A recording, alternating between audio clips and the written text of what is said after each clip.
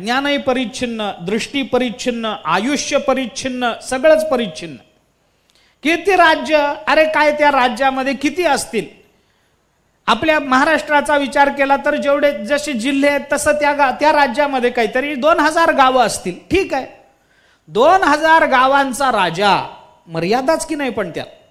मग इतका परिच्छिन्न असणारा, ज्याच्याकडे देशच परिच्छिन्न आहे असा राजा जर एखाद्या स्त्रीचा राणी म्हणून स्वीकार करेल तर ती त्याच्या शेजारी जशी जाऊन बसेल त्याच्या एका आसनावर, तसं त्रैलोक्य साम्राज्याचा अधिपती आहे मी.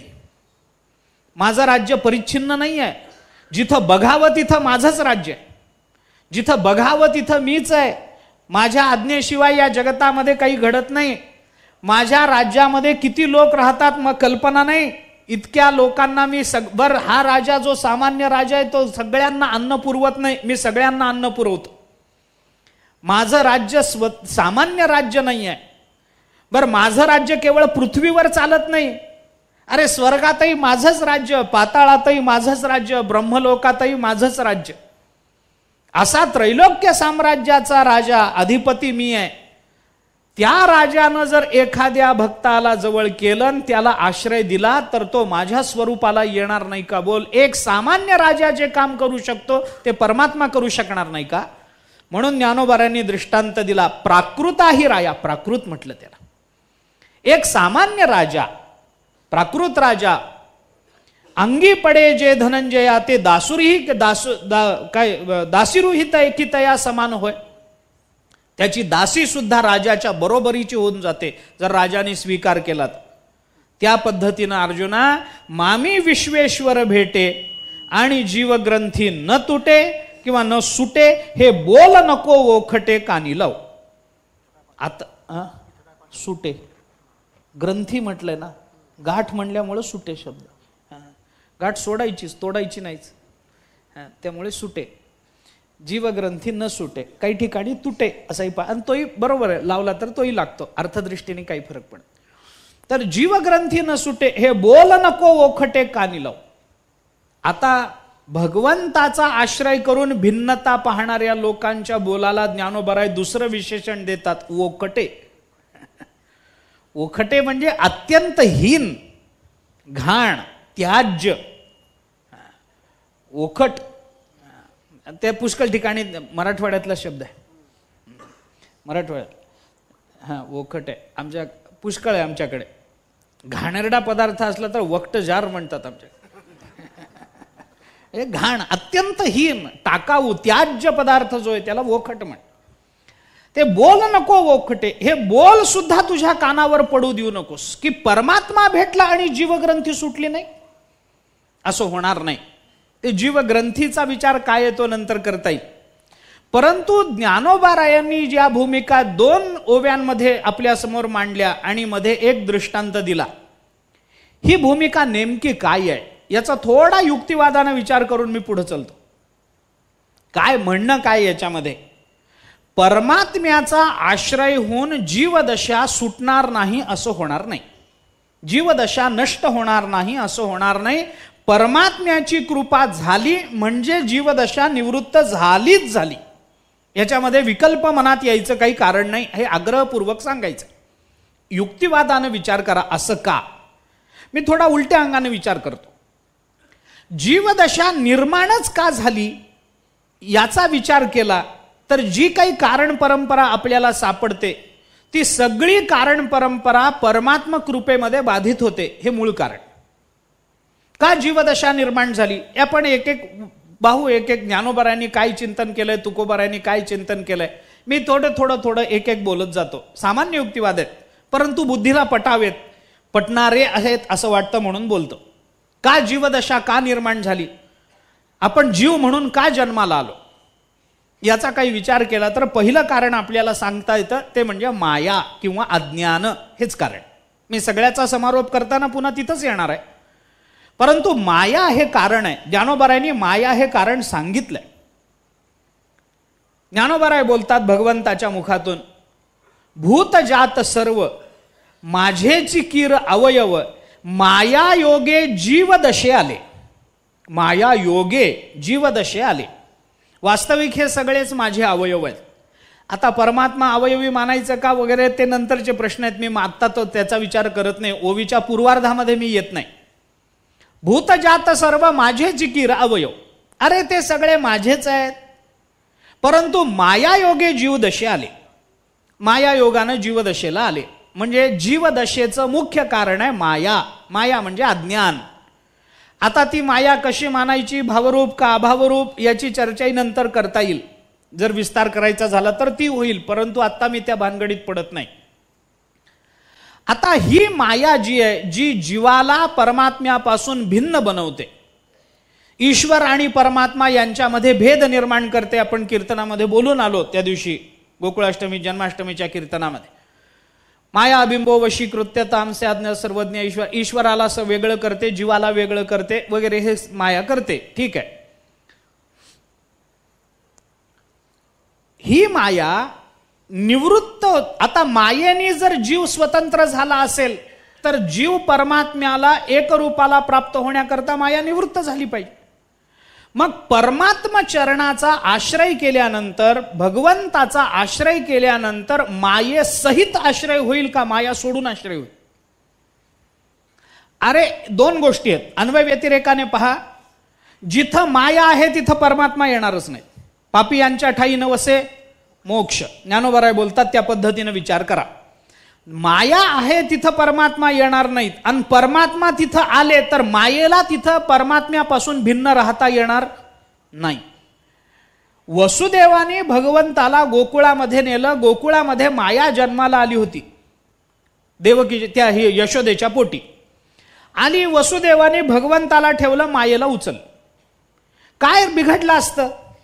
मायेला उचलून घेऊन जायचं तिकडं तुरुंगामध्ये, ती रडणार, पुन्हा कंसाला कळणार, त्या पहारेकऱ्यांना जाग येणार. हे करण्यापेक्षा यशोदेला जुळ झालं म्हणून ठेवलं असतं तर काय बिघडलं असतं सांगा? यशोदा काही असमर्थ होती का? भगवंताबरोबर, मुलाबरोबर मुलगी झाली, एक मुलगा आणि एक मुलगी जुळ झालं असं म्हणून जर ठेवलं असतं काय बिघडलं असतं? काही नाही. माया तिथंही वाढली असती, वाढली नसती. कारण जिथे परमात्मा आहे तिथं मायेला स्वतंत्र अस्तित्व नाही. मायेला सोडूनच जावं लागतं. ज्ञानोबारायांनी अनुभवामृताच्या पहिल्या प्रकरणामध्ये याचा विचार फार सुंदर पद्धतीनं केला. तत्वज्ञान इतकं सुंदर सांगता येतं हे जगात कुणाला कळलं नसेल. इतक्या सुंदर पद्धतीनं ज्ञानोबारायांनी शिवशक्ती समावेशनाची भूमिका मांडली. शक्ती शिवापासून वेगळी राहत, अरे कोणत्या आधारानं राहील? राहील तरी त्याच्याच आधारानं राहील की नाही? जगन्निर्मिती करता जरी ती माया कल्पिलेली असली तरी कल्पितच आहे ना शेवटी. नाही म्हणू जाईजे तव विश्वाकारे देखीजे विश्वाईसे म्हणजे तरी ते माया. मायेचा व्याख्या पुन्हा तिथंच आहे. नाही म्हणू जाईजे इथंच येणार आहे.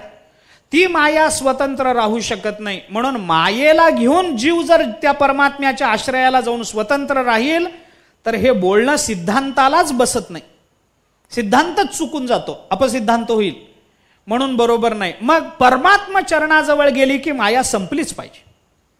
माया संपून जाईल. संपून जाईल म्हणजे काय होईल? परमात्म्यामध्ये विलीन होऊन जाईल. विलीन होईल म्हणजे कारण रूपानं राहील का? नाही नाही, कारण रूपानंही राहणार नाही. कारण मायेला परमात्म्याने पोटात घेतलं की परमात्म्याचं एकत्व सुद्धा बाधित झालं. मायाच नाही म्हणल्यानंतर माया कार्य नाही. माया कार्य नाही म्हणल्यानंतर त्याला एक म्हणायचं कारण काय? परमात्म्याला एकमेव अद्वितीयम ब्रह्मनेह नानास्ति किंचन वगैरे जे एकम एव अद्वितीय म्हटलं गेलं त्याला एक म्हणायचं कारण काय हो? काही नाही, फक्त त्याच्यावर अपवाद येऊ नयेत म्हणून एक म्हणायचं. एक म्हटलं नाही तर शून्य म्हणतील, नाही तर दोन म्हणतील. दोन म्हणल्यानं द्वैतापत्ती येईल. शून्य म्हटलं तर ह्याचा शून्यवाद गळ्यात पडेल बौद्ध दर्शनातला. शून्यवाद गळ्यात पडू नये आणि द्वैतापत्ती येऊ नये याच्याकरता त्याला नाईलाजानं एक म्हणावं लागतं. नाईलाजानं एक म्हणावं लागतं. आता नाईलाज, आता हे कसं आहे, हे पुन्हा सापेक्षतेचे विचार आहे. ते पुन्हा कंटाळवाणं होईल, पुन्हा जाऊ त्या भागात. तर ज्याच्याशिवाय जगतामध्ये एखाद्या माणसाला एकच मुलगा आहे. एखाद्या माणसाला एक मुलगा आहे. आलेल्या पाहुण्याचा परिचय करून देताना जर बाप म्हणाला हा माझा एक मुलगा, तर पाहुणा काय म्हणेल, दुसरा कुठे आहे, दुसरा आहे काय? दुसरा जर नाही तर याला एक म्हणायचं काही कारण आहे का? हा माझा मुलगा, संपलं. एक आहे का दोन आहे ते पाहुणा नंतर विचारेल. एवढा एकच आहे का तुम्हाला? हा एवढा एकच आहे असं नंतर म्हणा. पण एकच मुलगा असेल तर त्याचा परिचय पाहुण्याला करून देताना हा माझा एक नंबरचा मुलगा असं म्हणता येतं का? नाही. जर तो मुळातच एक आहे, त्याच्याशिवाय दुसरं अपत्यच नाही, तर त्याला एक म्हणण्याचं कारण नाही. तसं परमात्म्याला सोडून या जगतामध्ये दुसरं काही नाहीच आहे, तर परमात्म्याला एकम एव अद्वितीय म्हणायचं तरी काय कारण आहे? काही कारण नाही. पण द्वैतापत्ती गळ्यात पडू नये, शून्यवादाचा स्वीकार करावा लागू नये, याच्याकरता नाईलाजानं एक म्हणावं लागलं, एवढंच कारण आहे, दुसरं काही कारण नाही. मग मायेला जेव्हा तो परमात्मा पोटामध्ये घेतो, ज्या वेळेला परमात्मा निजलेला असतो त्यावेळेला ती घर राखते, ती झोपली की परमात्मा घर राखतो, परमात्मा उठला की तिला झोपावंच लागतं, परमात्मा झोपल्याशिवाय तिला उठता येत नाही. स्वस्ती श्री वटेशु जो लपोनी जगदा भासुदावी मग ग्रासू प्रकटला करी. तेच आहे चांगदेव 65च्या पहिल्या ओळीमध्ये तेच आलं पुन्हा चिंतन. याच्याकरता म्हणून एकच एक परमात्मा, माया त्याच्याकडे गेली की संपली. म्हणून ज्ञानोबाराय बोलतात, मायेने जर जीवदशा सिद्ध केली असेल तर जिथे जिथे जीव आहे तिथं तिथं माया आहे. कारण तिला जर कारण मानायचं ठरवलं, उपादान कारण, तर ते कार्यामध्ये मानावंच लागतं. मग कार्या म्हणून ती माया घेऊन जर जीव परमात्मा चरणाच्या आश्रयाला गेला, तर ज्या मायेने याला जीवदशा आणून दिली ती माया परमात्मा स्वरूपाशी एकरूप होऊन जाईल. आणि एकरूप झाली की याची जीवदशा घेऊन जाईल का जीवदशा याच्याकरता ठेवून जाईल?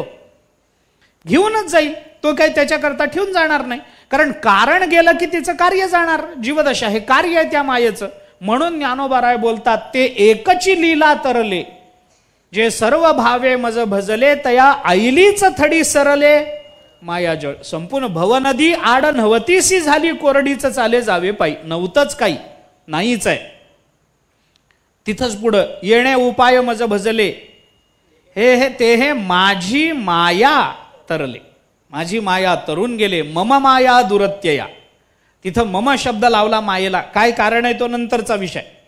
बर, या पद्धतीनं किंवा अजून एक ज्ञानोबारांनी दिलेला विचार 11व्या अध्यायामध्ये आला. मधुवनी ध्रुवासी केले, ते कपोल शंखे शिवतले, ते वेदाचीही मती ठेले लागला बोलो, तैसा अनुग्रहो पैराया श्रीहरी केला धनंजया, आता कवणेकडे ही माया ऐसी भाष तो नेणे. मधुवनी ध्रुवासी केले कपोल शंखे, तर वेदाची मती ठेले लागला बोलो. ध्रुव बाळाजवळ भगवान गेले, आपल्या हातातला शंख त्या ध्रुव बाळाच्या गालाला लावला. त्याबरोबर वेद सुद्धा ज्याच्या बाबतीत बोलू शकत नाही त्या बाबतीत तो ध्रुव घडा घडा घडा घडा बोलायला लागला. वेदाची मती सुद्धा, वेदाची बुद्धी सुद्धा ज्याचं वर्णन करताना थकून गेली, त्या परमात्म्याचं वर्णन करायला ध्रुव बाळ प्रवृत्त झाले 5व्या वर्षी. का? त्या भगवंताचा अनुग्रह झाला, दुसरं काही कारण नाही. त्या पद्धतीनं अर्जुना हे यांच्या मुखातलं, संजयाच्या मुखातल्या तोव्या ज्ञानोबारांनी संजयाच्या मुखात घातल्या. त्या पद्धतीनं बाबा राजा धृतराष्ट्रा, त्या पद्धतीनं तैसा अनुग्रह पैराया, भगवंताचा अनुग्रह झाला. कुणावर? श्रीहरी केला धनंजया, अर्जुनावर तो अनुग्रह केला. परिणाम काय झाला? आता कवडेकडे ही माया, ते भाषही नेणे. आता त्याच्याकरता माया शिल्लकच राहिली नाही. म्हणजे भगवंतानी आश्रय दिला तर माया शिल्लक राहत नसेल, आणि मायेचं कार्य असणारी जीवदशा जर त्या माये सकट निवृत्त होत असेल, तर भगवंताचा आश्रय केला पण जीवदशा शिल्लक राहिली. हे बोलणं सिद्धांतात बसतं का सांगा? बसत नाही. म्हणून ज्ञानोबाराय बोलतात, धिक बोली यानल जे प्रज्ञा केवी एक. दुसरं सांगतो, अजून एक विचार कालही आपण बोलून आलो, दोन तीनदा त्याचा उल्लेख झालाय. मी आता फक्त एक युक्तिवादाकरता म्हणून ते प्रमाण देतो. का जीव निर्माण झाला सांगा? कशामुळे निर्माण झाला? मायेमुळे निर्माण झाला. अजून एक दुसरं कारण आहे, त्याच अर्थाने त्याचेच पोट. आता हे माया हे मुख्य कारण आहे, बाकी जे जे युक्तिवाद आहेत ते सगळे त्याच्याच पोटातून आलेले आहेत असं समजा. का जीव तयार झाला? कशामुळे तयार झाला? अविद्या कल्पना येणे झाला जीव, मायोपाधी शिव भोगीजित. आता इथे मायाच म्हटलंय पण कल्पना शब्द वापरला. मला तिकडे यायचंय, तिकडे यायचंय. ज्ञानोबारायांनी तीच भूमिका मनाच्या संबंधामध्ये वापरली. वाया मन हे नाव एरवी कल्पनाची सावे जयाचेनी संगे जीवदशा वस्तू, जयाचेनी संगे वस्तूला जीवदशा प्राप्त होते. म्हणून मी आता तिकडं अविद्येकडे येणार नाही, मायेकडे येणार नाही. मी असं म्हणतोय, मायेमुळे जशी जीवदशा आहे तशी मायेच्या संगामुळे, अविद्येच्या कल्पनेच्या संगानं जीवदशा आहे. संगतीत जीवदशा आहे. कारण संग हा भेदात होतो, अभेदात संग होत नाही. माझा तुमच्याशी संग होईल, माझा माझ्याशी संग होईल का? एखाद्या कुठं गावाला जायचं असेल तर एखादा मित्र दुसऱ्याला म्हणेल, बाबा माझ्याबरोबर चल रे, प्रवास लांबचा आहे, गप्पा मारायला तेवढाच तुझी मदत होईल मला. एखादा कोणी असं म्हणेल का, किती लांबचा प्रवास असू दे, मी गप्पा मारत जातो. कोणाबरोबर? माझ्याच बरोबर. मग बाकीचे जे प्रवासी असतील गाडीतले ते काही याला शहाणा समजतील काय? एकटाच तुम्ही करूनच बघा आता इथून जाता. काही नाही, एकटाच गप्पा मारत जायचं. आपणच विचारायचं, मग कसं काय, बरं चाललंय? मग आपण हां बरं चाललंय. मग आपणच पाऊस पडला, मग आपणच म्हणायचं काही नाही हो, पाऊस नाही. बाकीचे आजूबाजूचे सगळे म्हणतील पंढरपुरात चातुर्मासाला होते हो. ऐकून ऐकून असं झालंय. इतकं ऐकणं झालं, इतकं ऐकणं झालं, असं झालं. असं होईल का? होणार नाही. संघ हा नेहमी भेदात होतो, अभेदात होत नाही. या दृष्टीने जर विचार केला तर जीवदशा ही कल्पित मानावी लागेल. मी साधा युक्तिवाद आहे, जीवदशा ही कल्पित मानावी लागेल. आणि कल्पित जर जीवदशा मानली, ती संघानं जर जीवदशा मानली, तर साधा विचार आपण करा, जीवदशा जर कल्पना आहे तर कल्पना ही परोक्षात असते का अपरोक्षात असते? उदाहरण सांगतो. एखाद्या वस्तूची तुम्ही कल्पना केली. मी आपल्याला असं सांगितलं की एखादा माणूस आहे, तो असा असा आहे, चांगला आहे, असा आहे, तसा आहे, हे आहे, ते आहे. तर तुमच्या मनामध्ये त्या व्यक्तीचं एक कल्पना चित्र तयार होईल की नाही? ती व्यक्ती अशी अशी आहे, मी आपल्याला सांगितलं. मग असे तर तुमच्या मनात एक कल्पना तयार होईल. एखाद्या वस्तूचं, मी एखाद्या पक्वान्नाचं वर्णन केलं, तुमच्या मनामध्ये एक कल्पना तयार होईल की नाही? अमका अमका एक पक्वान्न मी अमक्या अमक्या प्रदेशामध्ये खाऊन आलो, फार चांगला पक्वान्न आहे, असं असं आहे, ते घट्ट आहे, ते असं आहे, ते तसं आहे, त्याचा रंग असा असतो, त्याच्यामध्ये केशर टाकलेलं असतं. तुमच्या मनामध्ये काही ना काहीतरी एखाद्या पदार्थाच्या कल्पना तयार होतील की नाही? मला प्रश्न एवढाच विचारायचा आहे की तुमच्या मनात निर्माण झालेली कल्पना ही त्या पदार्थाच्या परोक्षत्वात आहे का अपरोक्षत्वात आहे? परोक्षत्वात आहे. त्या पदार्थाला तुम्ही बघितलेलं नाही म्हणून कल्पना आली. कल्पना जर परोक्षात निर्माण होते तर अपरोक्षामध्ये ती कल्पना संपली पाहिजे की नाही? संपली पाहिजे. जोपर्यंत परमात्मा आम्हाला आश्रय देत नाही तोपर्यंत आपल्या मोक्षाच्या आपण कल्पना करतो. ज्या क्षणी परमात्म्याचा आश्रय होईल, परमात्मा देव असा असा आहे, ज्ञानोबारायांनी आपल्याला सांगितलं, तुकोबारायांनी सांगितलं, सुंदर ते ध्यान उभे विटेवरी किंवा आमका सत्य ज्ञानानंत गगनाचे प्रावरण नाही रूपवर्ण गुण जेथे तो हारे श्रीहरी पाहिला डोळे भरी वगैरे त्यांनी सांगितलं. त्यांनी डोळे भरी पाहिला म्हणून त्यांनी आपल्याला सांगितलं. आपल्याला सांगितल्यानंतर किंवा आपण थोडंसं उपमान प्रमाणाचं चिंतन करा. गो सदृश्य गवय हा, ज्यांनी गो सदृश्य म्हणून सांगितलं त्याने त्या गवया पाहिलंय का नाही? गवयाला, गवयाला म्हणजे गवई नव्हे, हा गायीसारखा दिसणारा पशु त्याला गवय म्हणतात. गो सदृश्य गव, आता गायीसारखा दिसणारा पशु त्याला नीलगाय म्हणतात, गवा म्हणतात, तो गवा. आता गवई गव्यासारखा दिसत असेल तर मला माहित नाही, पण गो सदृश्य गवय हा, त्याच्यात गवई घ्यायचा नाही. तो गवय हा प्राणी, पशु.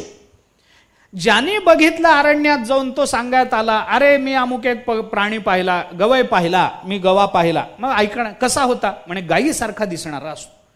गायीसारखा दिसणारा पशु हे ऐकल्यानंतर आपल्या मनामध्ये त्या पशुबद्दल काही आकृती कल्पना तयार होईल की नाही? काहीतरी शिंग तरी दिसतील, चार पाय तरी दिसतील, गायीसारखा तरी दिसेल, त्या रंगाचा तरी दिसेल. नाही, गायी सारखा असतो पण गाय नसते म्हटल्यानंतर गायीपासून काही वैलक्षण्य दिसेल आपल्या कल्पनेमध्ये. त्याच्या अंगावर केस दिसतील, मानेवर आयाळ दिसेल, काहीतरी दिसेल, अजून धष्टपुष्ट दिसेल, काही शिंग जरा वेडी वाकडी दिसतील, गायीपासपेक्षा वेगळी म्हणल्यानंतर पण एक कल्पना तयार होते. ती कल्पना त्या पशुबद्दलची कुठपर्यंत स्थिर राहते? जोपर्यंत आपण तो पशु आपल्या डोळ्यांनी बघत नाही तोपर्यंत. कल्पना ही जर परोक्षत्वात निर्माण होत असेल तर अपरोक्षत्वामध्ये ती संपलीच पाहिजे, तरच तिला कल्पना म्हणा. एखाद्या व्यक्तीबद्दलची कल्पना आपल्या मनात काही निर्माण झाली, आमका आमका माणूस फार वाईट माणूस आहे, आमका आहे तसा आहे, फार वेडवाकडं बोलतो म्हणे, शिव्या देतो पावला पावलाला, आणि एके दिवशी त्याची आपली गाठ पडली आणि तो आपल्याला चांगलं बोलला, एकही शिवी दिली नाही, वाक्याच्या सुरुवातीलाही दिली नाही, शेवटी दिली नाही, एकही शिवी दिली नाही, अतिशय चांगलं बोलला, मवाळ बोलला, आपलं काम त्यांनी केलं, कामाचे कोणतेही पैसे घेतले नाहीत, वारकरी म्हणून आपल्याला मान दिला, आपल्या चरणावर मस्तक टेकवलं वारकरी म्हणून. मग आपण काय म्हणतो, अहो त्या साहेबाबद्दल माझी जी कल्पना होती ना ती त्यांना भेटल्यावर राहिली नाही बरं का, म्हणतो की नाही. म्हणजे अपरोक्षत्वामध्ये कल्पना गेलीच पाहिजे, ती अनुकूल असेल प्रतिकूल असेल. तशी अविद्या ही जीवदशा ही जर कल्पना आहे, अविद्या कल्पना येणे झाला जीव, अविद्या जर कल्पित आहे तर कल्पना कुठपर्यंत राहील, जोपर्यंत या जीवाला आपण स्वरूपाने बघत नाही तोपर्यंत. जीवाचं स्वरूप कोण आहे, परमात्मा. मग त्या परमात्म्याच्या आश्रयाला गेल्यावर ही जीवदशा नावाची कल्पना शिल्लक राहील काय, राहणार नाही. कल्पना जर अपरोक्षत्वामध्ये निवृत्त होते तर परमात्म्याच्या आश्रयाला गेल्यानंतर म्हणजे परमात्म्याच्या कृपेमध्ये म्हणजे परमात्म्याच्या यथार्थ दर्शनामध्ये जीवदशा शिल्लक राहणार नाही. मामी विश्वेश्वर भेटे आणि जीवग्रंथी न तुटे, असं होणारच नाही. कारण तिथं गेल्यानंतर या कल्पना संपल्याच पाहिजे. सत्याच्या आश्रयाला गेल्यानंतर असत्य मिटणं शक्य होणार नाही, असं होतच नाही. असत्य मिटूनच जाईल. जोपर्यंत सत्याची गाठभेट नाही तोपर्यंत असत्य सत्य म्हणून मिरवेल. सत्याचा हा मोठेपणा आहे की असत्याला सुद्धा सत्याचं रूप घेतल्याशिवाय खपत नाही. हा सत्याचा मोठेपणा आहे, असत्याचा नव्हे. असत्याला सुद्धा सत्याचा आकार घ्यावा लागतो तर असत्य खपतं. म्हणजे खोटं सुद्धा जोपर्यंत खऱ्याचा आश्रय करत नाही तोपर्यंत जर खपत नाही तर ही खोटी असणारी जीवदशा परमात्मा चरणाचा आश्रय केल्यावर शिल्लक राहील होय, असं होणार नाही. म्हणून असत्य हे सत्याच्या आश्रयाला गेलं की संपलंच पाहिजे, परिच्छिन्नता संपलीच पाहिजे. जे जे काही कल्पित आहे ते सगळं संपलं पाहिजे. काही गोष्टी बऱ्याच डोकेफोड केल्या. ज्ञानोबारांनी दिलेलं उदाहरण काय, जैसे का कुडे नाणे खऱ्याचेनी सारिखेपणे डोळ्याचे देखणे संशयो घाले. ज्ञानोबाराय बोलतात. बऱ्याच वेळेला काही ठिकाणी पाठभेद आहे, डोळ्यांचेही देखणे संशयो घाले असंही आहे. म्हणजे अर्थदृष्टीने तेही जास्त बरोबर आहे. म्हणजे काय, कुडे म्हणजे खोटं, कुडे नाणे खऱ्याचेनी सारिखेपणे, खोटं नाणं खोटं ते हातावर ठेवलं, आंधळ्या माणसाच्या हातावर ठेवलं तर त्याला तर किती कळेल न कळेल प्रश्न नाही, त्याला कळणार नाही हे कितीचं नाणं. आंधळ्याला कळतं हल्लीच्या, पण जुन्या आंधळ्याला कळत नव्हतं. किंवा एखादी नोट आहे, आता काय झालंय ते रुपयाचं नाणं, 2 रुपयाचं नाणं, 5 रुपयाचं नाणं कळतच नाही. ते एखादी नोट हातात दिली, कागदाचा तुकडा आंधळ्याच्या हातात दिल्यावर तो चाचपून बघेल, 5 रुपयाची नोट आहे, 100 रुपयाची नोट आहे, काही म्हणेल. आता ती 100ची नोट आहे, त्यांनी पाहिली काय, पाहिली नाही. कदाचित तो नोटेच्या आकाराचा कागदही असू शकेल. नोट म्हणजे तरी काय, कागदच आहे ना, नोटेच्या आकाराचा कागदही असू शकेल. पण काही काही खोट्या नोटाही अशा असतात की डोळ्याचेही देखणे संशयो घाले, की खरे डोळस माणसाला सुद्धा कळत नाही की ही खरी नोट आहे का खोटी नोट आहे. काही गोष्टी खोट्या राहतील, पण ज्या वेळेला खऱ्याची गाठ पडेल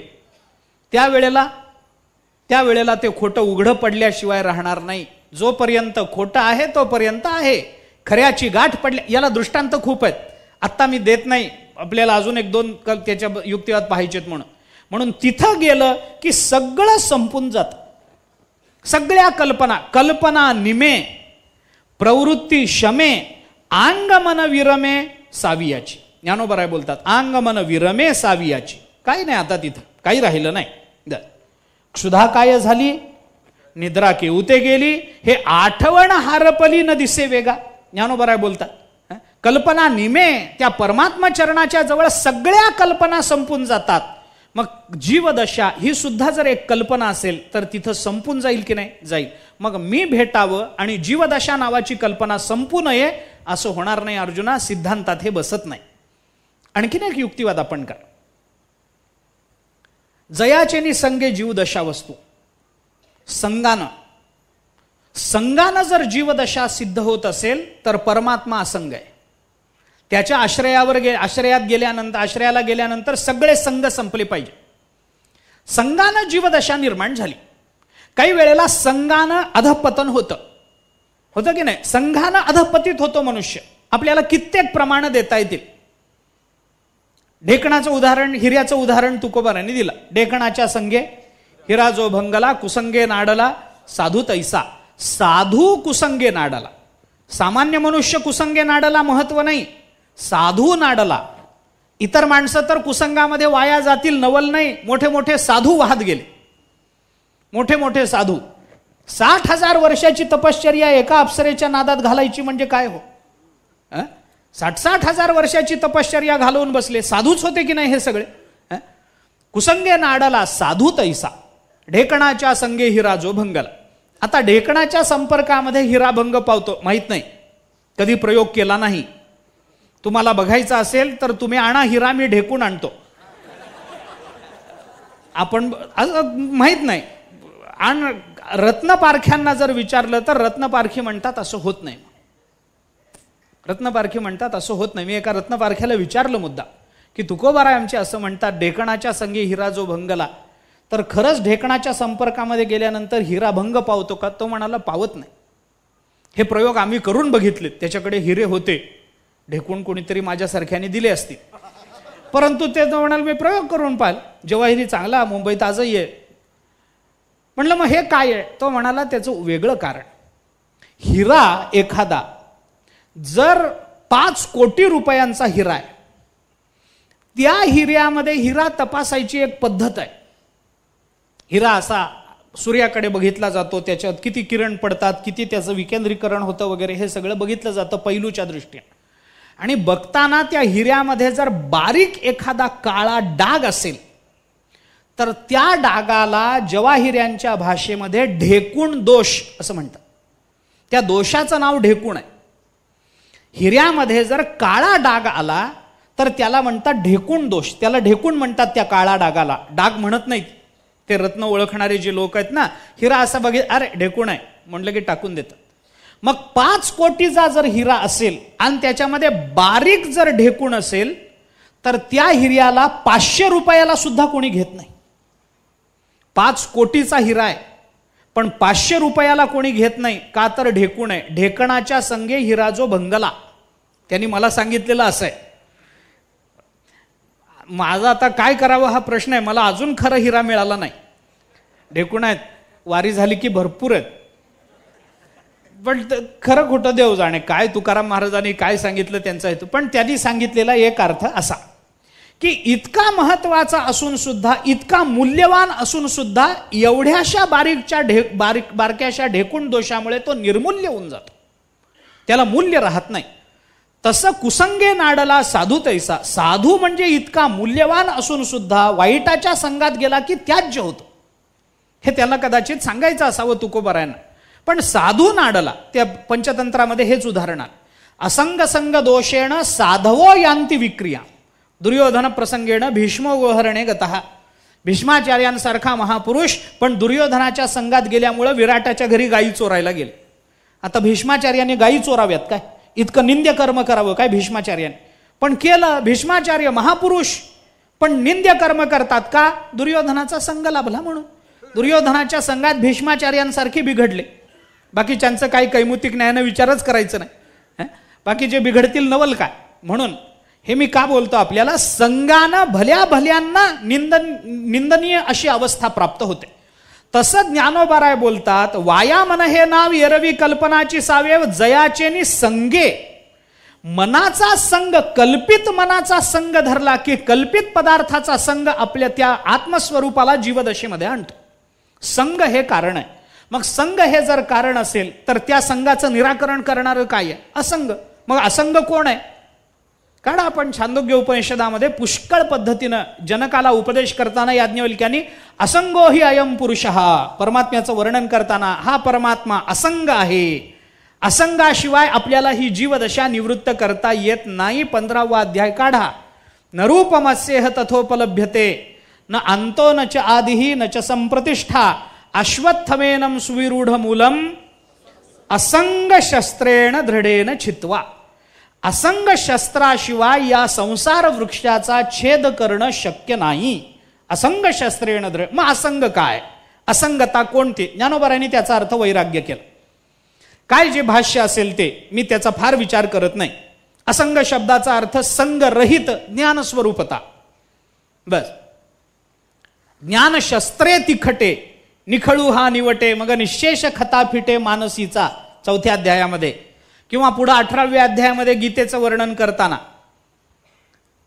साचची बोलाचे नव्हे हे शास्त्र पै संसारू जिणे ते शस्त्र आत्मा अवतर विते मंत्र अक्षरी जिये. गीतेचं वर्णन करताना संसार जिणे ते शस्त्र ज्ञान शस्त्रे तिखटे असंग शस्त्रेण दृढेन चित्वा. शस्त्र असंग शस्त्र म्हणजे परमात्मा स्वरूपता. म्हणजे असंग कोण आहे? परमात्मा असंग आहे. परमात्म्याचं नाव असंग आहे. आपण पाहून घ्या, मला त्याचा विस्तार करायला आता शक्य नाही. परंतु असा जो असंग असणारा परमात्मा मग संगानं जर जीवदशा प्राप्त होत असेल तर असंगाच्या आश्रयाला गेल्यानंतर संग टिकेल? टिकणार नाही. संग जर टिकणार नाही तर जीवदशा टिकणार नाही. कारण संगानं जीवदशा निर्माण झाली, असंगाच्या आश्रयाने संग संपला, म्हणून मामी विश्वेश्वर भेटे आणि जीवग्रंथी न तुटे असं होणार नाही अर्जुन. आणखीन एक विचार त्याच्यातला शेवटचा सांगतो. खरं विस्तार आहे, उद्या सांगतो, फक्त उल्लेख करून जातो. जीवदशेचा विचार करताना अद्वैत मतामध्ये 3 मतप्रवाह आहेत. कोणकोणती मतप्रवाह आहेत? वाचस्पते हे अवच्छेदो आभासो वार्तिकस्य च संक्षेप शारीरक कृताम प्रतिबिंब मिहेष्यते. 3 मतप्रवाह आहेत. एकाला म्हणतात अवच्छेदवाद, दुसऱ्याला म्हणतात आभासवाद आणि तिसऱ्याला म्हणतात प्रतिबिंबवाद. ही तिन्ही अद्वैताचीच मत आहे.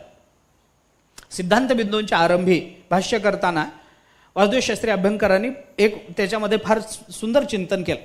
त्यांनी असं सांगितलंय की आचार्य स्वतः श्रीमदाद्य शंकराचार्य भगवान शंकराचार्यांनी स्वतःनी याच्यापैकी आभास मानायचा का प्रतिबिंब मानायचा का अवच्छेद मानायचा याच्याबद्दल काहीही विधान केलं नाही. पण आचार्यांच्या वाङ्मयाचा विचार केला तर या तिन्हीलाही प्रमाण आचार्य देतात. जीवाचं वर्णन करताना कधी आचार्यांनी प्रतिबिंब म्हणून वर्णन केलंय, जीवाचं वर्णन करताना कधी आभास म्हणून वर्णन केलंय, अथवा जीवाचं वर्णन करताना कधी अवच्छेद म्हणून वर्णन केलंय. तिन्ही पद्धतीने आचार्यांचे. बरं, इतरही शास्त्रामध्ये वेदाचा विचार केला, उपनिषदांचा विचार केला तरी ही तिन्ही प्रमाण आपल्याला सापडतात. कारण वाचस्पती मिश्रांनीही उपनिषदातलीच प्रमाणं दिली आहेत, संक्षेप शारीरकारांनी उपनिषदातलीच प्रमाणं दिलेत आणि वार्तिककार म्हणजे सुरेश्वराचार्यांनी सुद्धा उपनिषदातलीच प्रमाणं दिले. एक अवच्छेदवाद. आता ह्यांचं मत आहे, वाचस्पती मिश्रांचं मत आहे म्हणजे भामतीकारांचं मत आहे की जीव हा अवच्छेद आहे. काही नाही, याचं अगदी सरळ अविद्या अवच्छिन्नम चैतन्यम एक मत. दुसरं मत आहे अविद्या उपहित चैतन्य दुसरं मत आहे. आणि तिसरं मत आहे अविद्या प्रतिबिंबितम चैतन्य. जीवाच्या व्याख्या 3.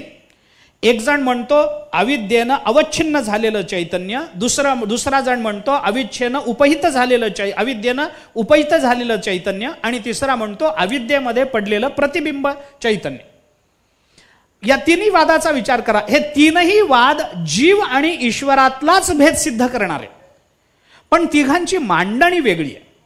आता आभासवादामध्ये जीव ज्या पद्धतीनं सिद्ध झाला, परमात्मा आश्रयामध्ये तो आभास कसा निवृत्त होतो, परमात्मा आश्रयामध्ये तो अवच्छेद कसा निवृत्त होतो, आणि परमात्म्याच्या चरणाच्या आश्रयामध्ये भगवंतानी आश्रय दिल्यानंतर प्रतिबिंब कसं निवृत्त होतं, याचा एक थोडासा विचार केला की मामी विश्वेश्वर भेटे आणि जीवग्रंथी न तुटे असं जे आश्चर्यानं भगवान विचारतात, आपल्याला त्याची उत्तरं शोधता येतील. आणि सारांश एवढाच काढता येईल की परमात्मा भेटल्यानंतर जीवदशा शिल्लक राहत नाही.